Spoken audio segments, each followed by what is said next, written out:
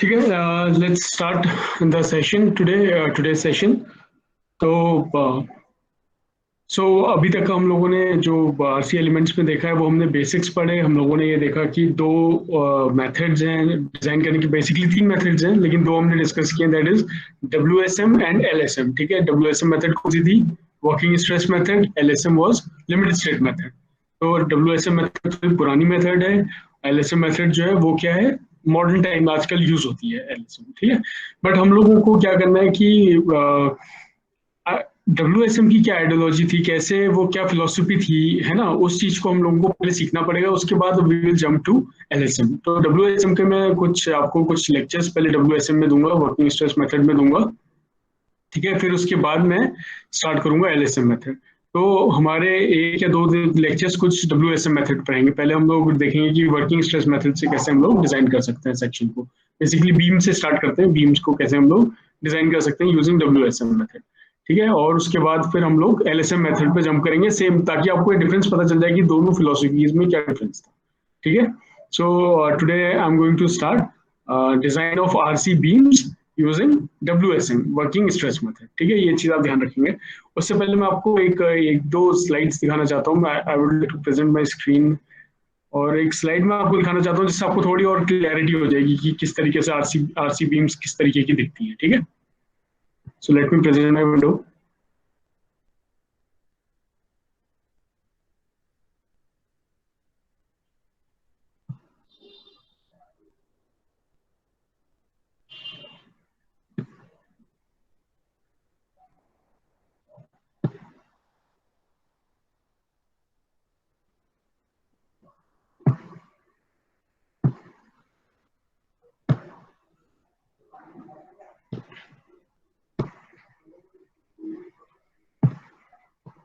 So can you see my screen?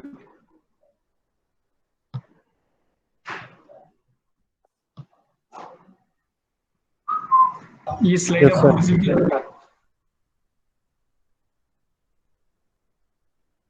ये slide आपको visible है यहाँ पे? Yes, sir. Okay, great. So देखिए, हम लोग ये चीज पहले भी डिस्कस कर चुके हैं, बट मैं आपको थोड़ा डायग्राम से दिखाना चाह रहा था इसको, है ना। सो अगर मान लीजिए कोई फ्रेम है, ठीक है, स्ट्रक्चर है, तो आपको पता है कि ये फाउंडेशन है नीचे। ठीक है, this one is your foundation, this is your column, ये जो लिखा हुआ है कॉलम। ठीक है, और ये क्या कहलाएंगे आपकी, ये वाले सेक्शन क्या कहलाएंगे, ये वाली जो है, this is your beam, correct. और जो इस बीम को सपोर्ट करेगा इसके ऊपर से वो क्या आएगा, स्लैब। ठीक है, तो ये चीज मैंने आपको पहले भी बताई थी।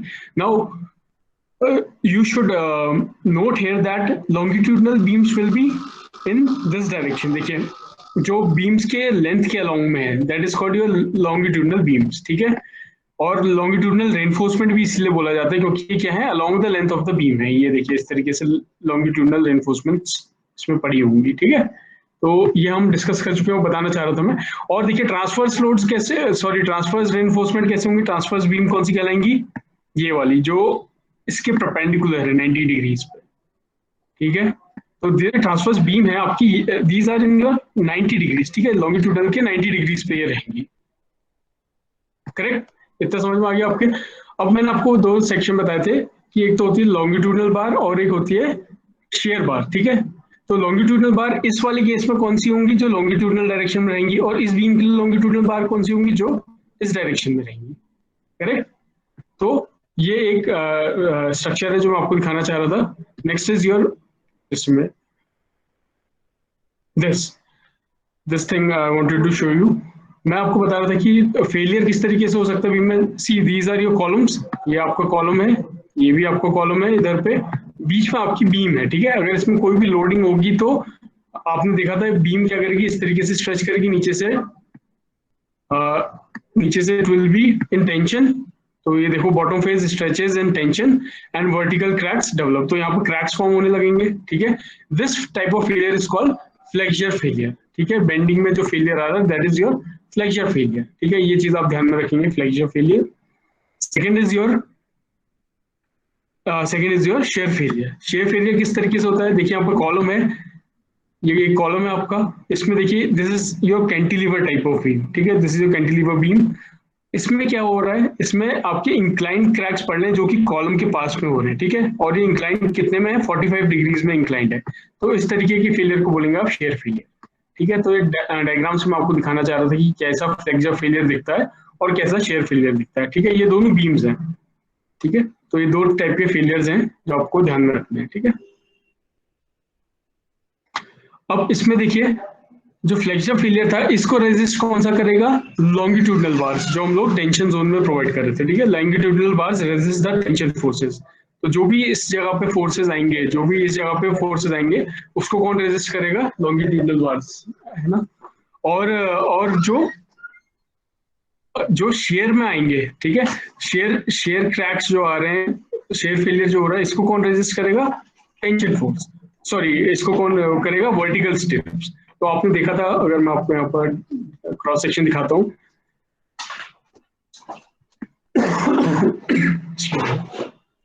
सो अगर एक क्रॉस सेक्शन था, ठीक है, यहाँ पर एक रेनफोर्समेंट थी, इधर पे एक रेनफोर्समेंट थी, मतलब ये आपकी लॉन्गिट्यूडनल रेनफोर्समेंट थी, मेन बार्स थी, ठीक है। इस तरीके से ये आपकी मेन बार्स थी। इसके बाहर से आपका आता है ट्रांसवर्स रेनफोर्समेंट या फिर स्टिरप्स भी जिसे हम बोलते हैं, ठीक है। तो जो मेन रेनफोर्समेंट्स थी आपके टेंशन जोन में, वो तो आपका क्या ले रही हैं, वो आपका टेंशन फोर्सेस ले रही है, मतलब ये जो फ्लेक्सर फेलियर जो आएगा उसको रेजिस्ट करेंगी। और जो शेयर फेलियर को रेजिस्ट करने के लिए होती है, वो होती है ये वाली बार्स, ये जो मैंने इस तरीके से इसको बांधा है, ठीक है। So this is your, this one is your, this is to resist your shear failure, right. तो ये क्या कहलाएंगी, ट्रांसवर्स रेनफोर्समेंट्स कहलाएंगी, और शेयर रेनफोर्समेंट भी, स्टिरप्स भी इन्हें बोलते हैं, ठीक है। आगे चल के हम लोग देखेंगे। तो ये मैं डायग्राम से बस आप लोगों को क्लियर करना चाह रहा था, ठीक है। अब देखिए, इसमें और क्लियर दिख रहा है आपको, क्रॉस सेक्शन दिख रहा है, ठीक है। इसमें से मेन रेनफोर्समेंट्स कौन सी होंगी, लॉन्गिट्यूडनल बार्स, और मेन रेनफोर्समेंट्स ये वाली होंगी, ठीक है, दीज वन। ये आपकी मेन रेनफोर्समेंट सेक्शन में आपको क्लियर सेक्शन दिख रहा है, ठीक है। ये आपकी कौन सी है, लॉन्गिट्यूडनल बार, ठीक है। इनका डायमीटर थोड़ा ज्यादा होगा compare to your vertical stirrup, मैंने पहले बताया था आपको, ठीक है। और ये वाली जिससे इनको बाइंड किया जाता है, ये वाली जो दिख रही है आपको, मैं इसको कलर से फिल करने की कोशिश करता हूँ, दिस वन, ये जो बाहर आपको दिख रही है, ठीक है। और यहाँ पर बाइंड किया हुआ है, इसको यहाँ पर से बाइंड किया हुआ है। दीज रेनफोर्समेंट्स आर योर, ये वाली जो है, these one, These one are your vertical stirrups, ठीक है। इसको स्टिरअप भी बोलते हैं, ट्रांसवर्स रेनफोर्समेंट भी बोल सकते हैं, इसको लॉन्गिट्यूडनल बार्स बोलते हैं, उसको ट्रांसवर्स बार्स भी बोल सकते हैं, और वर्टिकल स्टिरअप्स भी बोल सकते हैं, ठीक है। तो ये वाली जो बार्स है ना, लॉन्गिट्यूडनल बार्स, ये बेसिकली क्या रेजिस्ट कर रही है, जो टेंशन आ रहा है उसको रेजिस्ट कर रही है, ठीक है। और ये जो वर्टिकल स्टिरअप्स जो आप देख रहे हैं, इसका क्या यूज है, ये शेयर क्रैक्स जो हमारे आ रहे थे उसको रेजिस्ट करती है, ठीक है। इसलिए ये दोनों का यूज आपको पता होना चाहिए कि क्यों हम लॉन्गिट्यूडनल बार्स प्रोवाइड कर रहे हैं और क्यों हम वर्टिकल स्टिरअप्स प्रोवाइड कर रहे हैं, ठीक है। So I think this is clear, ये बहुत क्लियर हो गया होगा आपको कि कैसे सेक्शन में हम लोग रेनफोर्समेंट प्रोवाइड करते हैं, ठीक है। इस तरीके से सेक्शन बनाया जाता है और उसमें फिर कास्टिंग की जाती है कंक्रीट, ये देखिए पीछे ये दिखा रखा है, कंक्रीट को कास्ट करते हैं, ठीक है। तो ये मैं आपको दिखाना चाह रहा था डायग्राम से, ताकि आपको क्लियर हो जाए। Now I would like to move to another slide.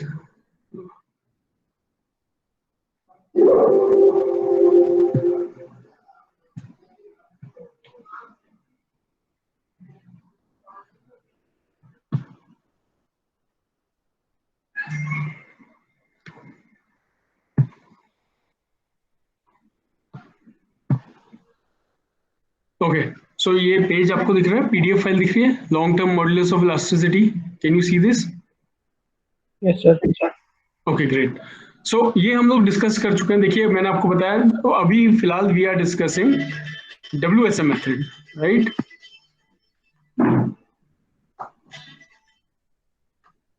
Just a minute. So right now we are discussing WSM method, right?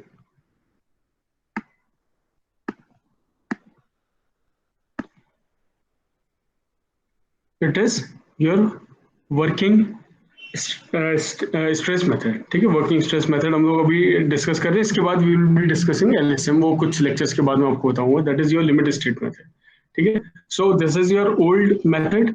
इसको कैसे करते हैं देखिए, इसके हिसाब से मैं अभी आपको डिजाइन बता रहा हूँ, ठीक है। तो ये वाला हम लोग देख चुके थे लास्ट क्लास में, इफेक्ट ऑफ क्रीप, ये मैं दोबारा से नहीं बताऊंगा आपको। इफेक्ट ऑफ क्रीप हम लोग देख चुके थे, लॉन्ग टर्म इफेक्ट होता है, ये देखिए EC अपॉन 1 प्लस थीटा, ये लास्ट क्लास में मैंने आपको दिखाया था दिस फॉर्मूला, करेक्ट। और EC क्या था? EC was your Young's modulus of rigidity of concrete, right? Which was 5000 under root FCK. FCK क्या था आपका? FCK भी लास्ट क्लास में बताया था. FCK is your characteristic strength. ठीक है, अब आपको characteristic strength क्या होती है ये क्लियरली पता होगा, right? So next is your age of loading. 7 days पे कोफिशिएंट कितना हो जाता है मैंने आपको बताया था इस तरीके से, ठीक है. 28 days पे 1.6 है और 1 year पे 1.1 है. So next is your creep coefficient. अगर आपको क्रीप स्ट्रेन निकालना है तो क्या करना पड़ेगा? मैंने बताया था आपको, जो इलास्टिक स्ट्रेन होता है हमारा, जो बेसिक स्ट्रेन है हमारा, उसको आपको किससे मल्टीप्लाई करना पड़ेगा? क्रीप कोफिशिएंट से मल्टीप्लाई करना पड़ेगा, ठीक है. Now see this thing, value of Young's modulus of elasticity reduces to 2 to 3 times due to effect of creep. देखिए जो यंग्स मॉडुलस ऑफ इलास्टिसिटी है ना कंक्रीट की, वो देखिए 2 to 3 टाइम्स क्या होती है, रिड्यूस हो जाती है. किसकी वजह से? Due to effect of creep.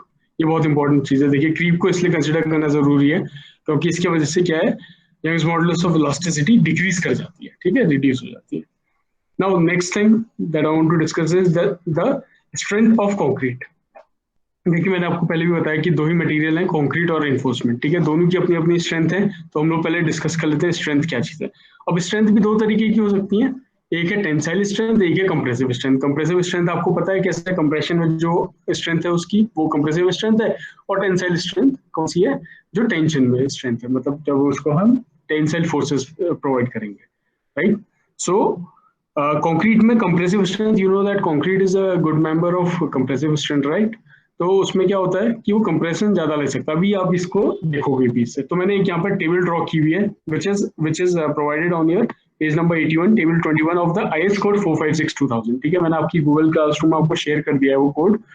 You can go to that code and see this table there, है, ठीक है. तो देखिए अभी हम WSM की बात कर रहे हैं. I am not talking about LSM. WSM is working stress method, ठीक है. So what are the permissible stresses working stress method में? these are your मिक्स, ठीक है. M15, M20, M25. अब ये आपको क्लियर होगा कि ये क्या चीज होती है, M15, 20, 25 क्या चीज है, ठीक है. 15 is your characteristic strength, 20 characteristic strength जो कि FCK होता है, ठीक है. तो आप निकाल सकते हो उसको. नाउ अब कंप्रेसिव स्ट्रेंथ में दो चीज होती है. देखिए there are two things in compressive strength. One is your direct compression, another one is your bending compression, ठीक है. तो direct compression को मैं इससे दिखा रहा हूँ, सिग्मा CC मतलब कंप्रेशन इन कंक्रीट, CC, ठीक है. और ये स्ट्रेस है, sigma is for stress. So sigma CC is your direct compression and sigma CBC is your bending compression. Bending compression मतलब CBC की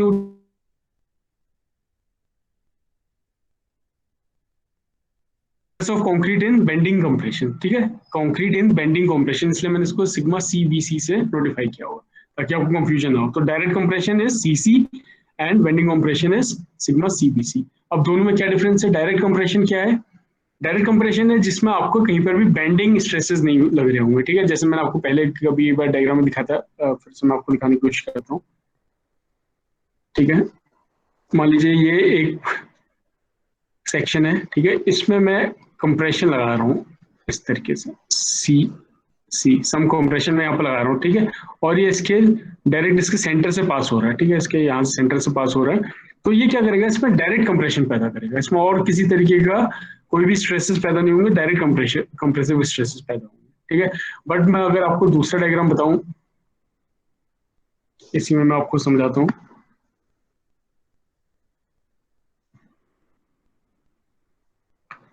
तो डायरेक्ट तो आपको क्लियर है. नाउ बेंडिंग किस तरीके से होगा? मान लीजिए फिर से मैं वही सेक्शन ले लेता हूँ किस तरीके का, ठीक है. अभी मैंने सेंटर पे कंप्रेशन दिया था, ठीक है. अब मान लीजिए कुछ इस तरीके का कंप्रेशन लग रहा है जो कि सेंटर पे नहीं लग रहा है. इसका सेंटर है ये, बट ये इसेंट्रिसिटी पे लग रहा है, मतलब कुछ इसेंट्रिक है, लेट अस से E. तो ये अपने न्यूट्रल, अपने मिड पॉइंट से E डिस्टेंस दूरी पे है, ठीक है. तो अब इसमें क्या होगा? ये डायरेक्ट तो लगेगा नहीं. अब ये क्या करेगा? इस बीम को बेंड करने की कोशिश करेगा हल्का सा, ठीक है, बिकॉज ऑफ दिस इसेंट्रिसिटी.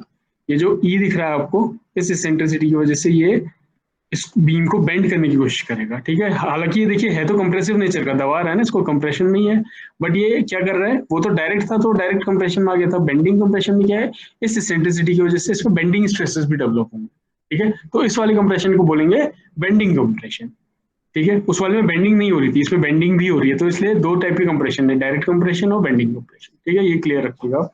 तो ये जो टेबल है ये आपको क्या बताता है, M15 के लिए डायरेक्ट कंप्रेशन कितना है, 4 है, ठीक है। ये और these all units are in newton per mm square, ठीक है। मतलब स्ट्रेस है तो ऑफ कोर्स स्ट्रेंथ है तो न्यूटन पर mm स्क्वायर में रहेगा। So these all are in newton per mm square, ठीक है। M15 के लिए 4 है, M20 के लिए 5 है, 6 है, 8 है, 9 है, 10 है, M40 के लिए, ठीक है। ये टेबल आपको प्रोवाइड की जाती है in exams also, you can take that your IS code 456, ठीक है। वो अलाउड होता है आपको एग्जाम में ले जाना, आप डायरेक्टली उस टेबल से देख सकते हो, आपको याद करने की जरूरत नहीं है, ठीक है।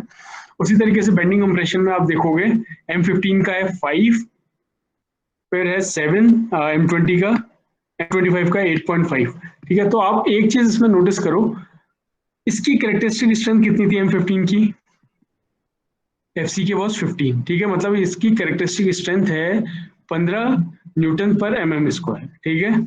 लेकिन बेंडिंग कंप्रेशन कितना ले रहा है, परमिसिबल कितना बता रहा है, 5 ओनली, ठीक है। तो इसमें मतलब आप एक चीज नोटिस कीजिए कि इसमें फैक्टर ऑफ सेफ्टी कितना होगा, मतलब मेरी टोटल स्ट्रेंथ है 15 की,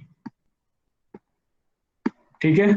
बट जो मैं डिजाइन कर रहा हूं वो कर रहा हूं मैं 5 से 5 न्यूटन पर mm से मैं डिजाइन कर रहा हूँ, मतलब इससे मैं डिजाइन करूंगा, ठीक है। ये परमिसिबल है, ऊपर वाली मेरी कैरेक्टरिस्टिक है जो मैक्सिमम है, और नीचे वाली मेरी परमिसिबल है जो मेरे को डिजाइन करने के लिए परमिट की गई है। तो 15 की कैपेसिटी है, मुझे 5 में डिजाइन करना है, तो मैं कितना फैक्टर ऑफ सेफ्टी हो गया बताइए, मेरा फैक्टर ऑफ सेफ्टी क्या हो जाएगा इस केस में, 3, मतलब मैंने 3 की फैक्टर ऑफ सेफ्टी लिया हुआ है ना। तो इसमें आप एक पैटर्न नोटिस करेंगे कि हम लोग WSM में कंक्रीट के लिए 3 की फैक्टर ऑफ सेफ्टी लेते हैं, ठीक है। तो आप ये देख लो, सिग्मा CBC आप किसी में भी देख लो, M20 में देख लो, अगर आप 20 डिवाइडेड बाई 3 करेंगे, सॉरी 20 डिवाइडेड बाई 7 करेंगे तो भी 3 आएगा। मतलब आपको बेसिकली क्या करना है, ये मैक्सिमम है अपॉन 3 से डिवाइड करोगे तो फैक्टर ऑफ सेफ्टी से डिवाइड करोगे तो आपकी परमिसिबल आ जाएगी, ठीक है। परमिसिबल स्ट्रेस आ जाएगा। इसको मैं और क्लियर दिखाता हूँ आपको, इस तरीके से आप समझ सकते हो। Let me clear this. मैंने क्या बताया था, स्ट्रेंथ में फैक्टर ऑफ सेफ्टी डिवाइड होती है, मैंने पहली स्लाइड्स में भी आपको दिखाया है। तो आप देखिए 15 वाले का देखिए, पहले 15 upon factor of safety, permissible कितना आ रहा है, 5।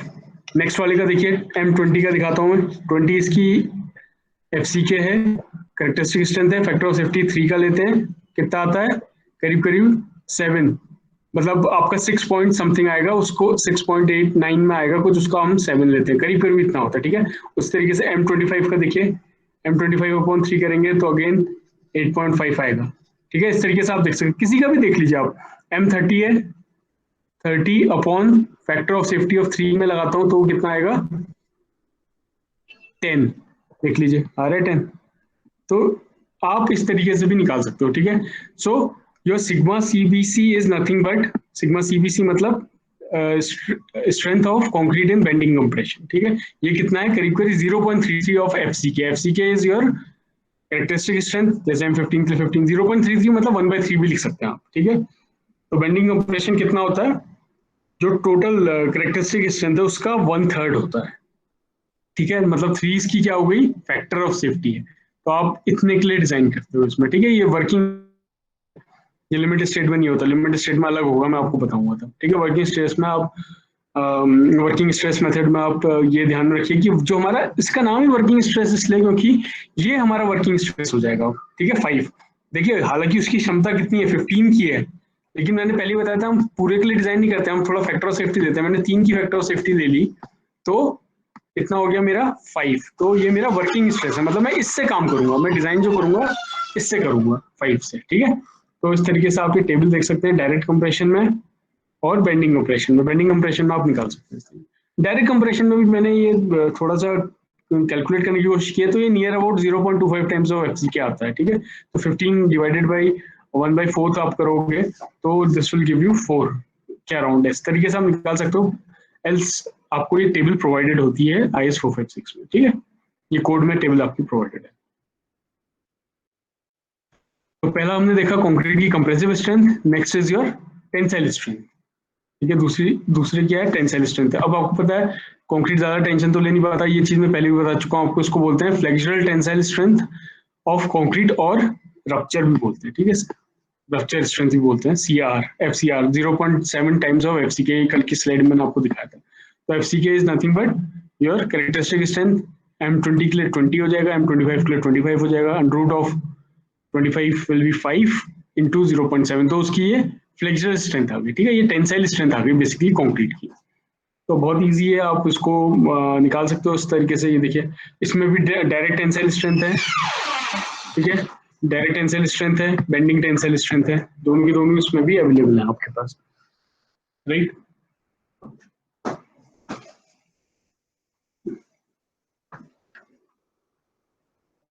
ठीक है, तो ये भी टेबल आपको IS 456 2000 में प्रोवाइड किया जाता है, ठीक है, तो इस तरीके से आप ये वैल्यूज भी निकाल सकते हो। ये इसमें भी डायरेक्ट टेंशन है और बेंडिंग टेंसाइल स्ट्रेंथ है, दोनों रहेंगी इसमें, बेंडिंग में भी और डायरेक्ट में भी, ठीक है। नेक्स्ट क्वेश्चन आता है, ये टेबल आप लोगों को याद करने की जरूरत नहीं है, मैं पहले बता चुका हूँ, IS 456 2000 में आपको ये मिल जाएंगी, ठीक है, जब आप डिजाइन करोगे, और एग्जाम में वो कोड ले जाना अलाउड होता है आपको, you can sit with that code, जब भी आप डिजाइन करोगे वो कोड आपको अपने पास रखना पड़ेगा, राइट। अब पैटर्न देखिए स्ट्रेसेस का पैटर्न देखिए, लेट अस से दिस इज योर सेक्शन, ठीक है, एक रेक्टेंगुलर बीम का सेक्शन है, M20 कंक्रीट से कास्ट किया गया, M20 कंक्रीट है इसमें। आपने देखा था पिछले वाली स्लाइड में, देखिए M20 के लिए डायरेक्ट कंप्रेशन कितना आ रहा था, 5, देख लीजिए M20 के लिए डायरेक्ट कंप्रेशन कितना है, 5,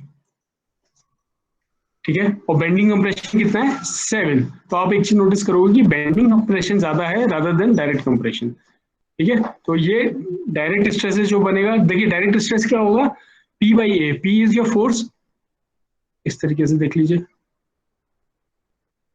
कोई भी सेक्शन है इसमें कोई भी बीचों बीच में फोर्स लग रहा है P, ठीक है, तो डायरेक्ट स्ट्रेस क्या हो जाएगा, force upon area, direct P/A will be your direct compression, ठीक है, फोर्स अपॉन एरिया होता है स्ट्रेस।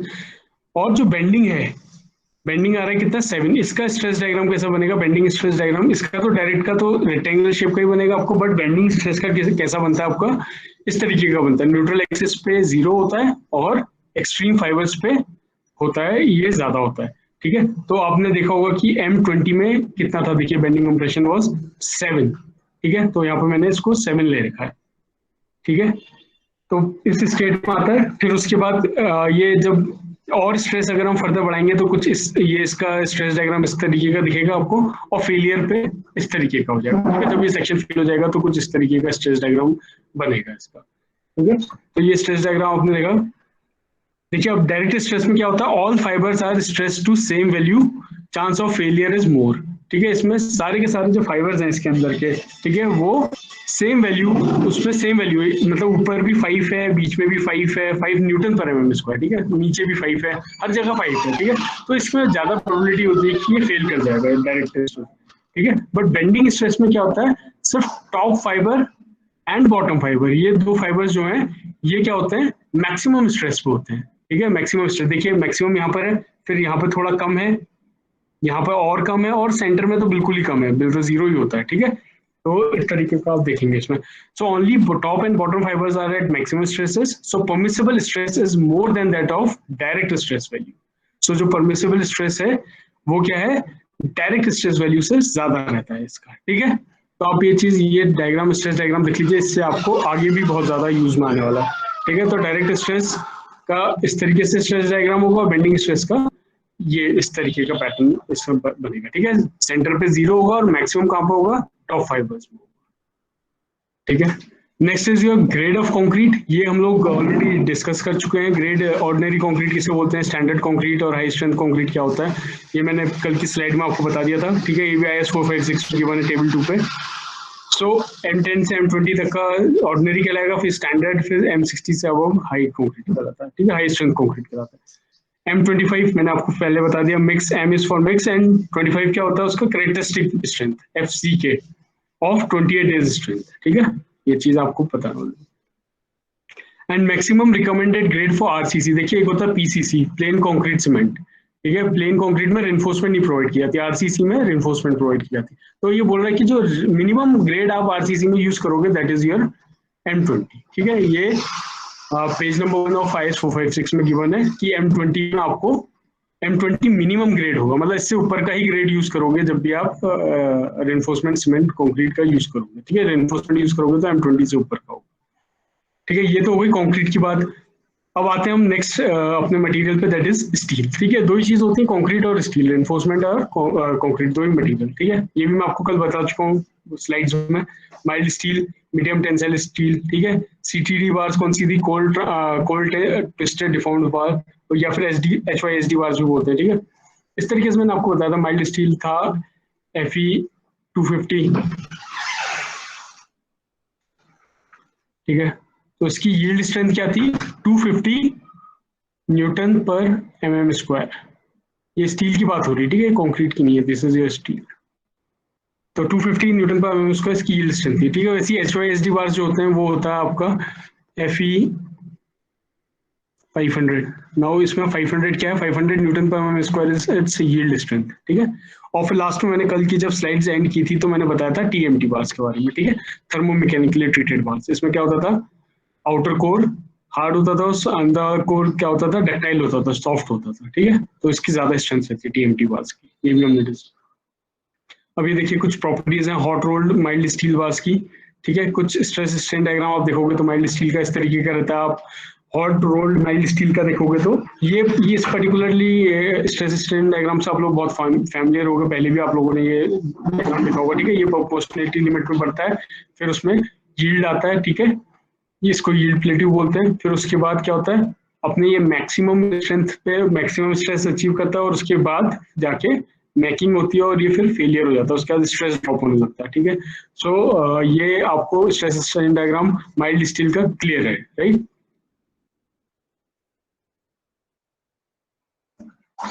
देखिए TMT बार्स मैंने कल आपको डिस्कस किया था, जिस तरीके से बाहर क्या होता है, आउटर सरफेस जो होता है वो कोल्ड की वजह से स्ट्रेंथ प्रोवाइड करता है, और अंदर वाला हॉट होता है तो वो डक्टाइल होता है, ठीक है। डक्टाइल मतलब कि उसमें उसकी टेंशन, उसको बेंड होना, बेंड आराम से हो सकता है, वो टेंसाइल अच्छा टेंशन प्रोवाइड कर सकता है, ठीक है। तो ये किसकी वजह से होता है, ड्यू टू सडन कूलिंग। ये सब कल मैंने मेथड आपको बताई थी, वही चीज है TMT बार, ठीक है। अब देखिए जिस तरीके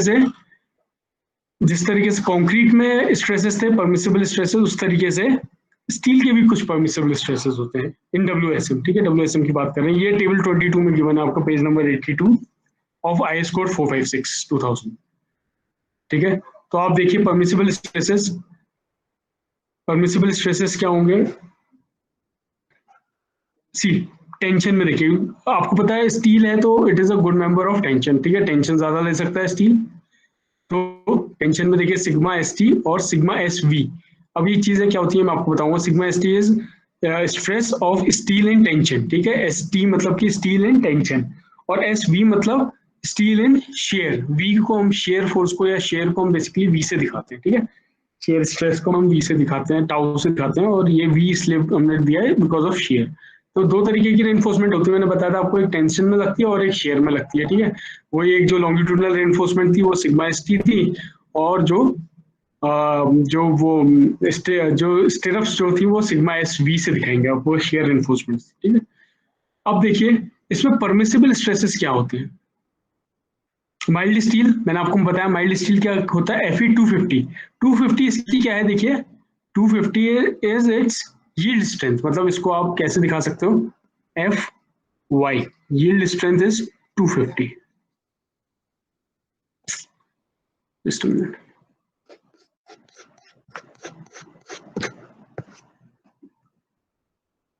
ठीक है। इसमें आप देखो Fy इज 250, माइल्ड स्टील के लिए 250 होता है, ठीक है, 250 न्यूटन पर mm²। बट जो परमिसिबल है हम लोगों के लिए, वर्किंग स्ट्रेस मेथड मैंने क्या बताया, हमेशा अपनी मैक्सिमम स्ट्रेंथ तक का नहीं जाता, हम उससे थोड़ा कम ही लेते हैं, ठीक है। जैसे कंक्रीट में भी M15 का 15 था, ठीक है, हम लोग, लेकिन हम बेंडिंग स्ट्रेसेस परमिसिबल कितना ले रहे थे, डिवाइडेड बाई 3 कर दे रहे थे उसको, फैक्टर ऑफ सेफ्टी, तो 5 आ जाता था, ठीक है। उसी तरीके से स्टील में भी है, स्टील में इसकी यील्ड स्ट्रेंथ कितनी है, 250 है, लेकिन हम लोग कितना लेंगे, अप टू 20 mm डाया बार जो होंगी उसके लिए हम 140 लेंगे, और जो 20 mm से ज्यादा डायमीटर की बार्स होंगी उसके लिए हम 130 लेंगे, ठीक है। उसी तरीके से मीडियम टेंसाइल स्टील में इसकी वैल्यू हो जाती है 190, और अगर ये Fe415 है, मतलब high strength high yield strength bars है या सीटीडी बार्स हैं, तो इसकी वैल्यू हो जाती है 230। तो आपको ये डिजाइन करते वक्त ध्यान रखना पड़ेगा कि आप जो स्टील यूज कर रहे हो वो माइल्ड स्टील यूज कर रहे हो या HYSD बार्स यूज कर रहे हो, या Fe500 भी होता है या वो स्टील यूज कर रहे हो, ठीक है। तो इस तरीके से आप लोगों को उसी के अकॉर्डिंग ये परमिसिबल वैल्यूज लेनी पड़ेंगी। अभी हम डिजाइन करेंगे तो और ज्यादा क्लियर हो जाएगा आप लोगों को, ठीक है। उसी तरीके से मैंने बताया स्टील भी जो है कंप्रेशन भी लेता है, ठीक है। उसको हम दिखाते हैं सिग्मा SC, मतलब कि stress of steel in compression. ये टेंशन में था, steel in tension ST, and this is your SC, मतलब स्टील इन कंप्रेशन। कंप्रेशन में देखिए कैसे वैल्यू वेरी करती है। माइल्ड स्टील की हो जाती है 130, मीडियम टेंसाइल की भी 130 होती है, बट HYSD बार्स की हो जाती है 190। ओरिजिनली देखिए इसकी कितनी थी 415, और हम लेके परमिट कितना कर रहे हैं 230, ठीक है। इसकी थी 250 माइल्ड स्टील की, हम परमिट कितना कर रहे हैं 140 या फिर 130, ठीक है। तो आपने देख लिया WSM में क्या चीज है, वर्किंग स्ट्रेस हम लोग निकालते हैं कि कौन सा स्ट्रेस है जो वर्किंग है, ठीक है। वर्किंग मतलब कि इसमें हम वर्क करेंगे। एक्चुअल में तो कितनी स्ट्रेंथ है उस स्टील की, 250 तक का झेल सकता है वो, लेकिन हम कितने से डिजाइन कर रहे हैं, सिर्फ 140 से। क्यों? क्योंकि हम फैक्टर ऑफ सेफ्टी ले लेते हैं, ठीक है, करीब करीब। तो ये वैल्यूज आपको ध्यान में रख भी सकते हैं आप, कोई बड़ी बात नहीं है, वरना आपको टेबल प्रोवाइड की जाती है IS कोड 456 में, टेबल नंबर 22 पेज 82 में ये प्रोवाइडेड है आप लोगों को, ठीक है। आप अगर कोड खोल के बैठोगे इसके साथ पे तो you will find all these things in your code also, ठीक है। तो अगर आपको जनरली मैंने एक थोड़ा सा ये और देखा कि कंपैरेटिवली वैल्यूज कितनी आती है, सिग्मा ST जो परमिसिबल वैल्यू है वो यील्ड मतलब कि 250 जैसे इसका है, इसका करीब करीब 0.55 टाइम्स होती है, ठीक है। आप निकालोगे तो ये कम वैल्यू आएगी, 250 से 0.55 को मल्टीप्लाई करो तो 140 के अराउंड आ जाएगा, ठीक है। तो आप इसकी वजह से जरूरत पड़ेगी नहीं आप लोगों को, फिर भी कभी आपको अगर कोड नहीं है आपके पास और आप डिजाइन करना चाहते हो, you can remember this way also, ठीक है। नो, अब जो है मतलब बेसिकली अभी तक का ये सारा का सारा अभी तक का हमने जो पढ़ा है बेसिक्स थे, ठीक है। सारा कंपैरिजन हमने पढ़ा क्या चीज होता है, लेकिन अब जो मेन डिजाइन है वो आज से शुरू होगी, ठीक है। इस लेक्चर से अभी अब हम मेन डिजाइन करेंगे। तो सिंगली रेनफोर्स बीम्स, तो अभी हम सबसे पहला डिजाइन कर रहे हैं किसका, बीम का कर रहे हैं। और सिंगली रेनफोर्स मतलब कि जिसमें सिर्फ रेनफोर्समेंट, मान लीजिए क्रॉस सेक्शन है, ठीक है, तो इसमें रेनफोर्समेंट सिर्फ टेंशन पे है, टेंशन जोन पे है, कंप्रेशन में कोई रेनफोर्समेंट नहीं है, ठीक है। ये this is your neutral axis, centre पे पास कर रही है। टेंशन जोन में जो रेनफोर्समेंट है तो इसको सिंगली रेनफोर्स बोलेंगे। अगर कंप्रेशन में भी होगी ऊपर तो उसको डबली रेनफोर्स बोलते हैं, वो हमारा नेक्स्ट टॉपिक रहेगा, ठीक है। Let us first discuss this singly reinforce beam, ठीक है। लेकिन आपको एक चीज और ध्यान रखना, हम इसको WSM से कर रहे हैं, ठीक है। अभी तक हमने LSM डिस्कस नहीं किया है। This is your working stress method, ठीक है। वर्किंग स्ट्रेस मेथड से हम लोग डिजाइन कर रहे हैं। तो वर्किंग स्ट्रेस मेथड में सबसे पहली चीज जो आती है वो होता है आपका मॉड्यूलर रेशियो, जिसको हम स्मॉल m से दिखाते हैं, ठीक है। ये मॉड्यूलर रेशियो क्या होता है, it is the ratio of Young's modulus of elasticity of steel to Young's modulus of elasticity of concrete. मतलब ES मतलब elasticity, Young's modulus of elasticity of steel S, and Young's modulus of elasticity of concrete C। तो इन दोनों के ratio को बोलते हैं modular ratio, ठीक है। IS कोड में इसका एक फॉर्मूला दिया है जो कि है 280/3 सिग्मा CBC। ये फॉर्मूला आप ध्यान रख लेंगे मॉड्यूलर रेशियो निकालने के लिए, ठीक है।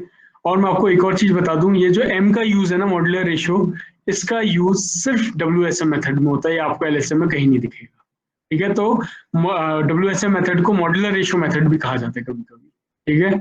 तो working stress method is also called modular ratio method, जो कि M का यूज होता है इसमें। और M कैसे निकाल सकते हैं आप, 280/3 सिग्मा CBC। सिग्मा CBC क्या है, stress of concrete in bending compression, ठीक है। जो बेंडिंग वाला मैंने बताया था आपको, जैसे M15 के लिए था 5 थी, M20 के लिए अलग था, है ना। तो उस तरीके से आप टेबल में मैंने आपको दिखाया था, तो सिग्मा CBC के लिए, ठीक है। तो उसी तरीके से आप देखिए M15, M20, M25, M30, 35, 40, इन सब के लिए सिग्मा CBC की वैल्यू आप टेबल से देख सकते हैं। M15 के लिए क्या थी, 5 थी, 20 के लिए 7 थी। कैसे निकालते थे हम sigma CBC, factor of safety लगा के, ठीक है। परमिसिबल स्ट्रेस है तो 15 था, तो 15 में मैं 3 की फैक्टर ऑफ सेफ्टी लगाता था तो 5 हो जाता था। 20 में 3 की फैक्टर ऑफ 20/3 करता था तो अराउंड 6 पॉइंट समथिंग आता है, 7 के अराउंड। 25 में डिवाइडेड बाय 3 करूंगा तो 8.5 आता है। 30 में डिवाइडेड बाय 3 करूंगा तो 10 आता है, ठीक है। इस तरीके से हम लोग सिग्मा CBC बेंडिंग कंप्रेशन की bending stress of concrete in bending compression, ये निकाल लेते थे, उसके कॉरस्पॉन्डिंग एम की वैल्यू निकालनी है। अब एम की वैल्यू आप इस फॉर्मूले से निकाल लो, क्या होता है 280/3 सिग्मा सीबीसी। तो आप अगर कैलकुलेटर्स लेके बैठोगे तो 280, अगर मैं बोलूँ M15 का मॉड्यूलर रेशियो कितना हो जाएगा 280/3 इंटू सिग्मा सीबीसी इज 5, तो 5 3 15, तो 280/15 करेंगे तो आपका 19 आएगा। ठीक है, वैसे ही M20 के लिए 280/3 इंटू M20 के लिए सीबीसी कितना है 7 है, तो यहाँ पर 7 3 21 आ जाएगा नीचे, तो 280/21 करोगे तो आप नियर अबाउट 13 आएगा। ठीक है, तो इस तरीके से आप हर एक मिक्स के लिए M15 M20 M25 हर एक मिक्स ऑफ कंक्रीट के लिए आप मॉड्यूलर रेशियो निकाल सकते हो। ठीक है, दीज विल बी वेरिंग। ठीक है, तो आप देखोगे जैसे जैसे ये वैल्यूज बढ़ती जा रही हैं वैसे वैसे मॉड्यूलर रेशियो डिक्रीज होता जा रहा है। ठीक है, अब ये मॉड्यूलर रेशियो का यूज क्या है, इसको हम क्यों यूज कर रहे हैं मॉड्यूलर रेशियो को। ठीक है, अब आप एक सेक्शन देखिए यहाँ पर, ये रेक्टेंगुलर बीम का क्रॉस सेक्शन है। ठीक है, रेक्टेंगुलर बीम का सेक्शन है, दीज आर योर रेनफोर्समेंट, ये आपकी रेनफोर्समेंट्स हैं। ठीक है, ऊपर भी इसमें दिखाई है, फिलहाल आप ये मान के चलिए। तो इसको मैं क्या बोलूंगा AS, that is your area of steel. ठीक है, एरिया ऑफ स्टील, क्योंकि स्टील है इसका कुछ ना कुछ एरिया तो होगा, एरिया ऑफ स्टील। उसी तरीके से PS फोर्स के लिए, और स्मॉल पी से मैं स्ट्रेस दिखा रहा हूँ। ठीक है, तो दो चीजें हैं मेरे पास, एक स्टील है और एक कंक्रीट है, दो चीज तो है पूरे सेक्शन में। तो ये स्टील हो गया और ये कंक्रीट हो गया, तो उसी तरीके से एरिया ऑफ कंक्रीट होगा, फोर्स ऑन कंक्रीट होगा और स्ट्रेस ऑन कंक्रीट होगा। ठीक है, स्टील और कंक्रीट दो ही चीजें। अब देखिए मॉड्यूलर रेशियो का कहाँ यूज होता है और क्या यूज होता है इसका। ठीक है, तो एक सेक्शन आपने लिया हुआ है। ठीक है, इसका टोटल एरिया है A। ठीक है, टोटल एरिया इज A। तो आप बताइए टोटल एरिया अगर A है तो ये किस किस चीज का एरिया होगा, this total area will be area of steel plus area of concrete. Of course दो ही चीज तो है, स्टील है और कंक्रीट है। ठीक है, और मान लीजिए ये एक कॉलम का सेक्शन ले लीजिए, कॉलम ले लीजिए, इसमें लोड लग रहा है P। ठीक है, जब इसमें लोड लगा P तो इसमें कुछ ना कुछ डिफॉर्मेशन आएंगे, मतलब ये कंप्रेस हुआ है तो इसमें डेल्टा L डिफॉर्मेशन आए मान लीजिए। ठीक है, तो total load, if total load is P, तो लोड भी हम लोगों का डिवाइड होगा, कैसे डिवाइड होगा, P is total load is load on steel plus load on concrete. बहुत इजी है कि load on steel and load on concrete, दो ही चीज है ना, कंक्रीट और स्टील, तो ये दोनों को मिला के टोटल लोड आएगा। ठीक है, अब मैं इसको फर्दर सॉल्व कर रहा हूँ। PS लोड को मैं क्या लिख सकता हूँ, load is your area into stress, या फिर आप स्ट्रेस क्या होता है, अगर आप स्ट्रेस देखोगे, stress is nothing but load upon area. ठीक है, तो मैं अगर लोड निकालना चाह रहा हूँ, P निकालना चाह रहा हूँ, तो कितना हो जाएगा एरिया इंटू स्ट्रेस। ठीक है, यहाँ चला जाएगा तो ये एरिया इंटू स्ट्रेस हो जाएगा, तो सेम चीज है। तो PS was your load on steel, तो इसका लोड कितना हो जाएगा AS इंटू PS, मतलब area of steel into stress of steel. और कंक्रीट का क्या हो जाएगा area of concrete into stress of concrete, sigma C। ठीक है, सिग्मा यहाँ पर मैंने स्मॉल p से दिखा रखा है, सिग्मा से भी दिखा सकते हैं आप स्ट्रेस को। ठीक है, दिस जस्ट टू एक्सप्लेन। तो आपका ये इक्वेशन 1 है मान लीजिए, दिस इज योर इक्वेशन 1। ठीक है, and deformation shall be same in concrete and steel. ये आपको ध्यान में रखना है कि जो डेल्टा L डिफॉर्मेशन आ रहा है यहाँ पे, चेंज इन लेंथ जो हो रही है वो कंक्रीट और स्टील में बराबर हो रही है। ठीक है, तो आप देख लीजिए डेल्टा L का क्या फॉर्मूला होता है, चेंज इन लेंथ का क्या फॉर्मूला होता है, PL/AE। आप लोगों ने पढ़ा भी होगा, नहीं तो आप लोग इसको निकाल भी सकते हो।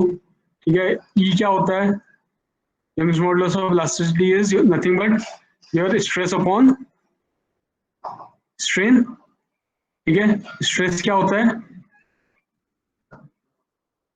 Force per unit area P/A, और स्ट्रेन क्या होता है, strain is a unitless quantity delta L upon change in length upon length.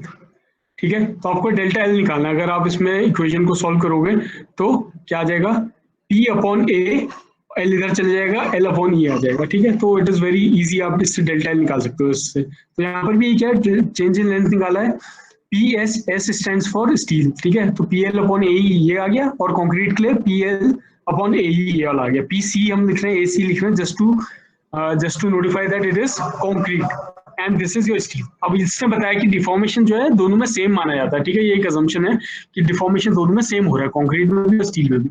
So if I keep these both the things equal, ठीक है, तो इसको फर्दर अगर मैं सॉल्व करूं, so P S upon A S E S, ठीक है। L L तो कैंसिल हो जाएगा बिकॉज ये दोनों साइड पे कॉमन है लेंथ, तो सिर्फ इतना बचेगा, ठीक है। और आप एक और चीज नोटिस कीजिए, फोर्स अपॉन एरिया को मैं क्या लिख सकता हूँ, स्ट्रेस। तो स्मॉल पी से मैं इसको स्ट्रेस दिखा रहा हूँ, P S equal to P C upon E C. तो मैंने क्या किया है, P S upon A S को मैंने स्मॉल पी से दिखा दिया, मतलब स्ट्रेस दिखा दिया। फोर्स अपॉन एरिया को मैं स्ट्रेस से रिप्लेस कर रहा हूँ, तो ये मेरा क्या हो गया।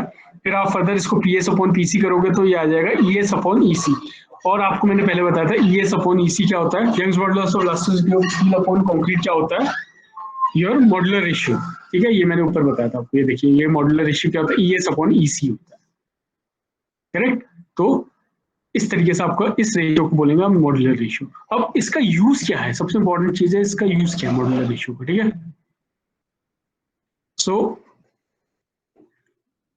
देखिए, अब इसको थोड़ा सा आप लोग समझने की कोशिश कीजिएगा। इस फॉर्मूले को अगर मैं दोबारा से लिखूं इसको, तो P S upon P C मतलब stress of steel upon stress of concrete is equal to M. तो क्या मैं इसको इस तरीके से लिख सकता हूँ, stress of steel is equal to M times P C, ठीक है। एम टाइम्स पी सी यहाँ चला जाएगा, ठीक है। सो पी एस स्ट्रेस को मान लीजिए आप, स्ट्रेस इन स्टील मान लीजिए टेंसाइल है टी, ठीक है, टी से दिखा रहा हूँ मैं, इक्वल टू एम। और स्ट्रेस इन कंक्रीट को मैं दिखा रहा हूँ कंप्रेशन से, सी से, सिर्फ आपको पता करने के लिए कहाँ टेंशन है और कहाँ कंप्रेशन है, इसलिए मैंने इसको सी और टी से दिखा दिया, ठीक है।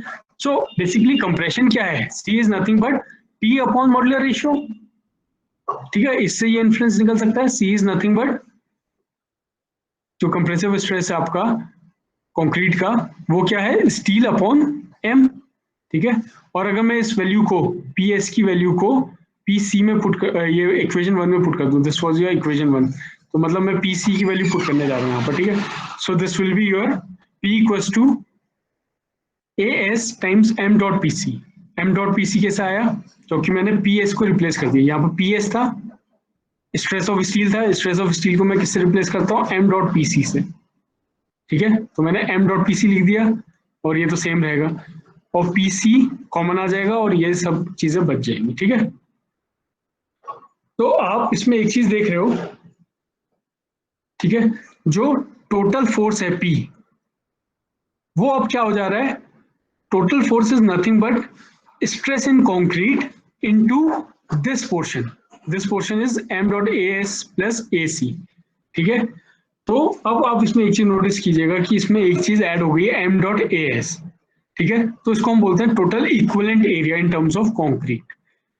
अब इसको समझने का एक तरीका इस तरीके से आप समझ सकते हैं कि देखिए दो चीजें हैं, कंक्रीट है, स्टील है, ठीक है। मैं दोनों की कैलकुलेशन करूंगा तो बहुत टफ होगा, तो मैं क्या करता हूँ, किसी ना किसी एक चीज को, आइदर कंक्रीट को या स्टील को, किसी दूसरे में चेंज कर देता हूँ। मतलब स्टील को मैं मान लेता हूँ कि कंक्रीट में चेंज कर देता हूँ। यह बहुत इजी एग्जांपल आप लोग इस तरीके से समझिए। मेरी आवाज आ रही है आप लोगों को? Yes sir. हाँ, इसको बहुत इजी तरीके से आप लोग समझिए। मान लीजिए आपको, मैंने बोला आपको एक रोड पे मैंने खड़ा किया है और बोला है कि इसमें काउंट कीजिए कितनी व्हीकल्स आ रही है, ठीक है। तो आप देख रहे हो उसमें बस भी आ रही है, कार भी आ रही है, साइकिल भी आ रही है, स्कूटर भी आ रही है, ठीक है। तो सब कुछ आ रहा है, लेकिन आपको टोटल ट्रैफिक बताना है कितना है ना। तो अब आप अलग अलग काउंट करोगे, इतने ट्रक थे, इतने बसेस थे, इतनी कार्स थी, इतनी साइकिल थी, ठीक है। तो कितना टफ रहेगा आपने बताना कि कितना टोटल वॉल्यूम कितना है ट्रैफिक का, ठीक है। अगर मैं कहूँ आपसे कि वन ट्रक,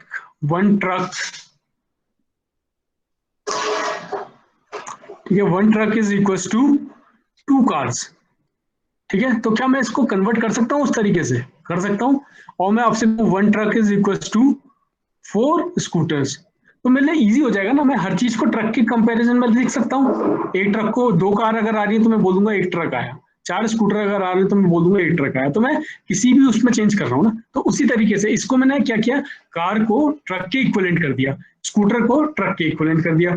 तो उसी तरीके से मैं क्या कर रहा हूँ, कंक्रीट को total equivalent area in terms of concrete, मतलब जो मैं इक्विवेलेंट एरिया आ गया, आप देखिए इसमें टोटल ये कंक्रीट के टर्म्स में आ गया, ठीक है। तो इसको, इसी को बोलते हैं इक्विवेलेंट एरिया। तो इसमें मुझे क्या करना पड़ा, टोटल फोर्स में कुछ नहीं करना पड़ा मुझे, एम डॉट ए एस से इसमें ये एडिशन हो गया यहाँ पे, ठीक है।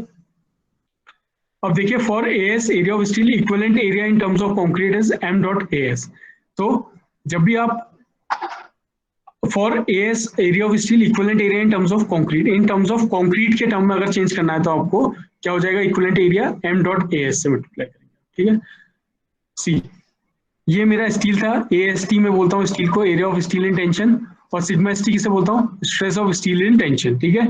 अगर मुझे इसको कंक्रीट के इक्विवेलेंट चेंज करना है, स्टील को कंक्रीट के, तो मैं क्या करता हूँ, m डॉट AST कर देता हूँ उसको, ठीक है। AST में m से मल्टीप्लाई कर देता हूँ, ये देखिए यहाँ पर मॉड्यूलर रेशियो का यूज हो रहा है m का, ठीक है। उसी तरीके से सिग्मा ST है, उसको मैं सिग्मा ST बाई m कर देता हूँ, इक्विवेलेंट टू कंक्रीट। तो मुझे क्या करना है, स्टील को कंक्रीट के इक्विवेलेंट करना है, तो व्हाट विल आई डू, अगर एरिया को मुझे स्टील के एरिया को कंक्रीट के इक्वल करना है तो m से मल्टीप्लाई करूंगा, और अगर स्ट्रेस को कंक्रीट के स्ट्रेस के इक्वल करना है तो सिग्मा ST बाई m लिखूंगा, ठीक है।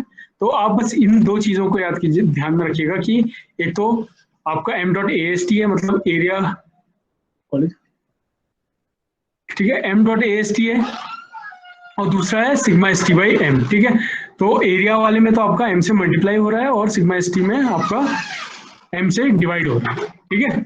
तो ये चीज आप ध्यान में रखिएगा, इक्विवेलेंट कैसे हम लोग चेंज करते हैं, अभी इसका आगे यूज देखेंगे आप। तो मॉड्यूलर